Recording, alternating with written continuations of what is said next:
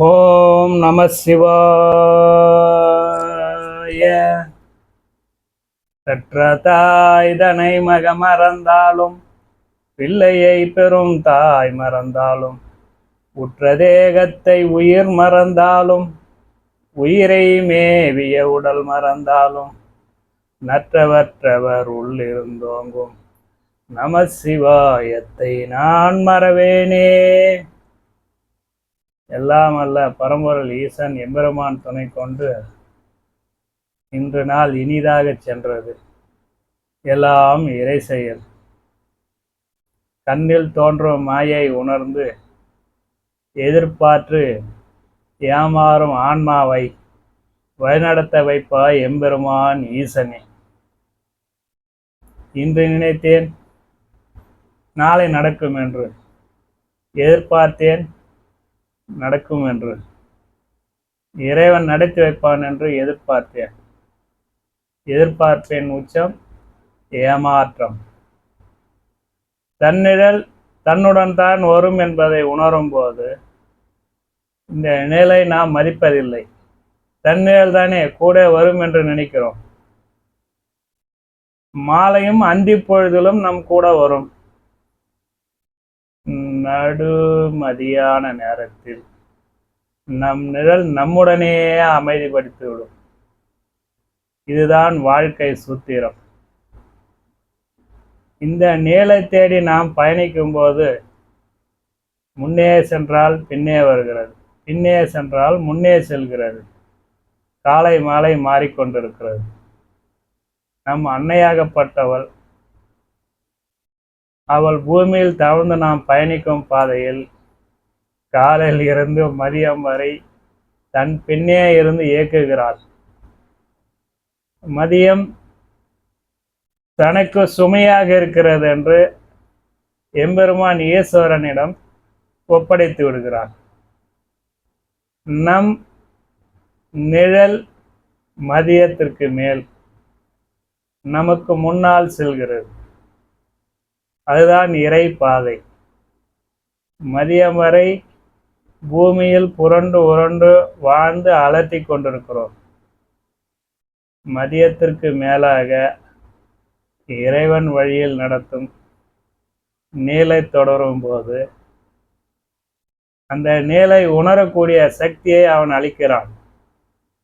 எண்ணத்திலிருந்து நம்மை விடுவித்து எல்லாமல்ல பரம்பொருளாகிய ஈசனை தொழும்போது நீ நினைத்தது நிறைவேற என் நிலை பின்தொடரு என்று அறிவுறுத்துகிறார். இதில் 3 மாயைகளும் ஆணவம், கர்மா, மாயை, இது 3 மும்மலத்தில் நம்மை மதியம் வரை ஓழச் செய்து அன்னையானவள் தள்ளிவிடுவார். இந்த மும்மலத்தை அறுக்க இறைவன் தன் வழியில் நடக்க வைப்பான். இந்த இருநிலையில் சோழும் மூச்சு காற்றை வலது இடது, வலது ஐயனாகவும் இடது அன்னையாகவும் பாலித்து கொண்டிருக்கிறார்கள். இந்த மூச்சு காற்றை நாம் சுவாசிப்பதை கவனிப்பதில்லை. இந்த கவனம் முழுதும் எங்கிருந்தோ வருகிறது, இயற்கை வருகிறது. அதற்கு நாம் எந்த விதமான பிரயத்தனம் படுவதில்லை. ஆனால் அது பொருட்டு நாம் பெரிதாக சிந்திப்பதில்லை. ஆனால் அந்த மூச்சு காற்றுதான் உயிருக்கு உண்மையாய் உழன்று கொண்டு நம்மை வாழ்வித்து கொண்டிருக்கிறது. அந்த காற்றை இயக்குபவன் பரம்பொருளாகிய ஒளியாகிய நம்முடன் இருந்து நம்மை வழிநடத்தக்கூடிய இறைவன் தான் என்பதை உணரும் போது ஆனந்தமயமாக இருக்கிறது. நாம் யாசிக்க பிறந்துள்ளோம் என்பதை உணராமல், யாசிப்பவர் யார் என்றும் தெரியாமல், இன்னதென்று யாசிப்பதை உணராமல் வாழ்ந்து கொண்டிருக்கும் ஆட்டு மந்தைகளாய் நாம் இந்த மனித பிறவியில் பிறந்த ஒவ்வொரு ஆன்மாவிற்கும் இன்ன செயல்தான் நடக்க வேண்டும், இப்படித்தான் நடக்கும் என்று பிறப்பின் போதே நமக்கு அனைத்தையும் நம்முடன் அனுப்பி வைத்து விடுவான் இறைவன். அதை நாம் உணர்ந்து அவ்வழியில் நடக்கத்தான் நமக்கு பாதை தெரிய வேண்டும். அந்த பாதையை உருவாக்க வல்லவன் இறைவன் ஒருவனே.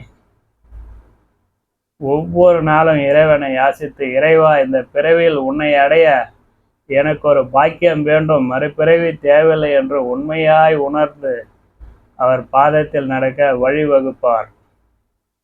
நம் செயலை, நம் எண்ணத்தை, நாம் சொல்லை ஒவ்வொன்றையும் நிதானித்து இறைவன்பால் செலுத்தி இறைவனுடன் பேசுவதாக உணரும் போது அனைத்தும் அவன் வழி நடத்துவான்.